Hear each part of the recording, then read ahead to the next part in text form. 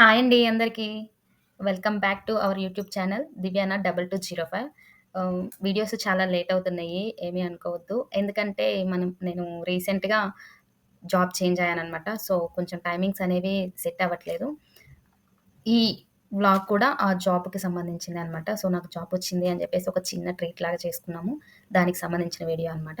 ఇంకా మనం వీడియోలోకెళ్ళిపోదాం. ఇక్కడ ఏంటంటే ట్రీట్‌కని చెప్పేసి మేము కేపీహెచ్‌బీలో ఉన్న కృతంగా రెస్టారెంట్‌కి వచ్చామనమాట. ఇక్కడ యాంబియన్స్ గాని, సిట్టింగ్ గాని అంతా నాకు చాలా నచ్చింది. ఒకసారి మీరు కూడా చూడండి ఎలా అనిపించిందో కామెంట్ చేయండి. ఈ వీడియోలో మా తమ్ముడైతే చాలా కామెడీ చేశాడు. అదంతా కూడా రాగా పెడుతున్నాను. ఒకసారి మీరు కూడా ఎంజాయ్ చేయండి. హాయ్ ఫ్రెండ్స్, మా అక్క ట్రీట్ ఇచ్చింది ఫ్రెండ్స్. తినడానికి వచ్చాం ఫ్రెండ్స్. బాగుంది ఫ్రెండ్స్.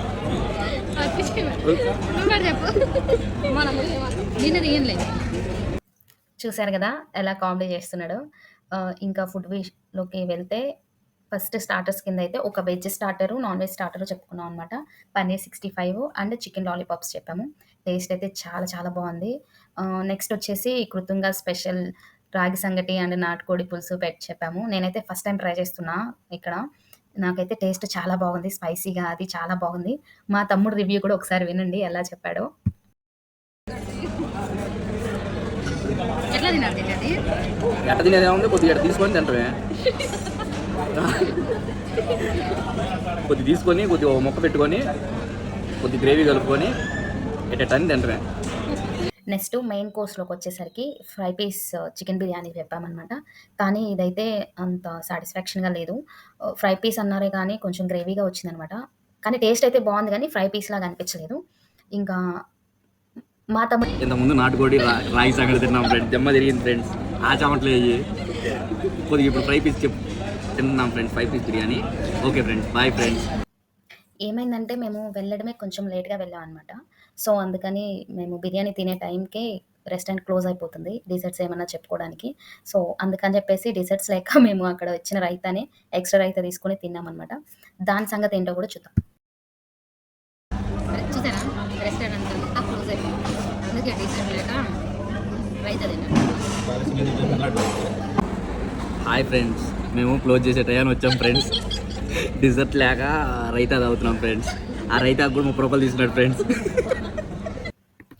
ముందంతా మనం ఎంత టేస్టీ అండ్ వెరైటీ ఫుడ్ తిన్నా కూడా సోంపు తీసుకొచ్చి టేబుల్ మీద పెట్టంగాల్నే, ఆ ఫ్రీగా వచ్చే సోంపు చూడంగానే ఎంతో కొంత తీసుకొని ప్యాక్ చేసుకొని ఎళ్దామని చెప్పేసి, ఎందులో ప్యాక్ చేసుకోవాలని చూస్తూ ఉంటామనమాట. దీనికి మీలో ఎవరైనా రిలేట్ అయ్యి ఉంటే కామెంట్ చేయండి. అంతే.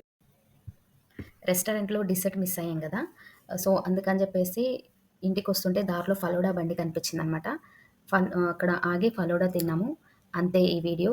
ఈ వీడియో కనుక మీకు నచ్చినట్లయితే లైక్ చేయండి. అలాగే మన ఛానల్‌ని సబ్స్క్రైబ్ చేసుకోండి. ఆగండి. అట్లాగే ఈ ఫలోడా రివ్యూ గూడా ఒకసారి వినేసెళ్ళండి. రెస్టారెంట్లో అయిపోయింది ఫ్రెండ్స్. ఇది రెండో ఎత్తు ఫ్రెండ్స్. అక్కడ డెజర్ట్ లేదు ఫ్రెండ్స్. అందుకని ఇక్కడికి వచ్చి మా అన్నయ్య దగ్గర ఫలూదా తింటున్నాం ఫ్రెండ్స్. మా అతను చూపించు, మా బాబా వీళ్ళ తాత దగ్గర అప్పుడు నుంచి తింటున్నాడు ఫ్రెండ్స్. అందుకే ఇక్కడ తీసుకొచ్చాడు. నచ్చితే లైక్ చేయండి, ఫాలో చేయండి, సబ్స్క్రైబ్ చేయండి.